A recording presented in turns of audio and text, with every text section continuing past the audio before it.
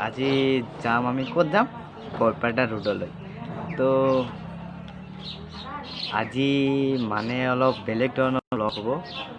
আজি তাৰমানে বৰপেটাৰ কিছুমান ধুনীয়া ধুনীয়া ঠাই দেখুৱাম যেনেকৈ ৰেল ষ্টেচন তাৰপিছত বানাস পাৰ্ক আৰু বহুত ধৰণৰ ঠাই আপোনালোকৰ মাজলৈ লৈ আহিম তো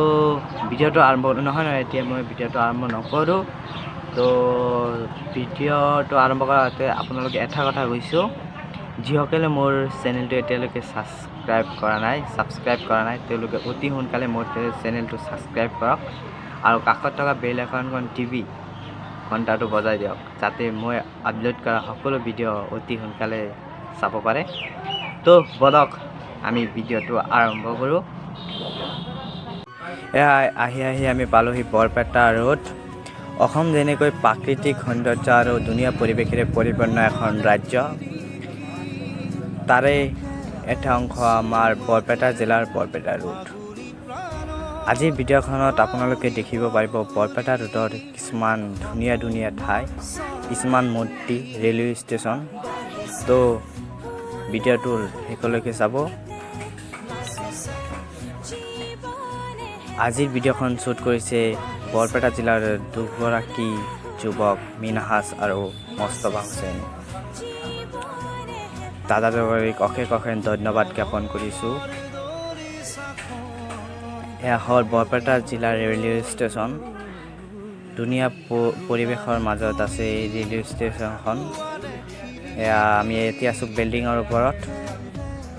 এয়া ধুনীয়া পৰিৱেশসমূহ সৃষ্টি কৰিছে এই ৰেলৱে ষ্টেচনখনে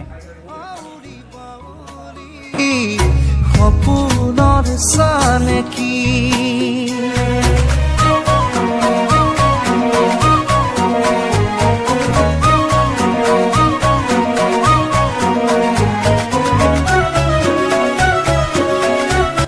এয়া হ'ল ৰাধাকৃষ্ণ মন্দিৰ বৰপেটাৰ ঐতিহ্য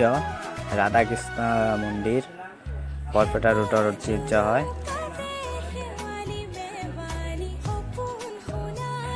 এয়া হ'ল কেন্দ্ৰীয় ৰবীন্দ্ৰ স্মৃতি মঞ্চ নেতাজী সুভাষ চন্দ্ৰ বসু মূৰ্তি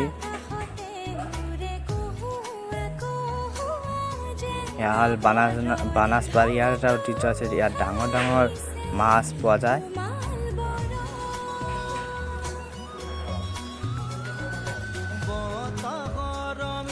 ইয়াৰ ধুন কেমেৰা দি ধুন কৰিছে মোৰ ফ্ৰেণ্ড মুস্তফা হুছেইনে দাদাক আমি মোৰ চেনেলৰ পৰা অশেষ ধন্যবাদ জ্ঞাপন কৰিছোঁ তো আজি ভিডিঅ'টো ইয়াতে সমাপ্ত কৰিছোঁ ভাল লাগিলে লাইক কমেণ্ট এণ্ড শ্বেয়াৰ কৰিবলৈ নাপাহৰিব লগতে ছাবস্ক্ৰাইব কৰিবলৈ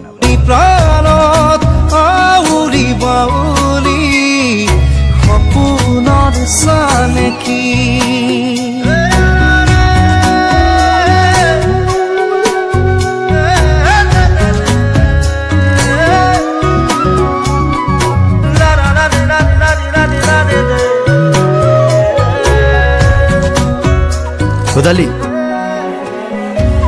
চিনাকি হলো যেতিয়া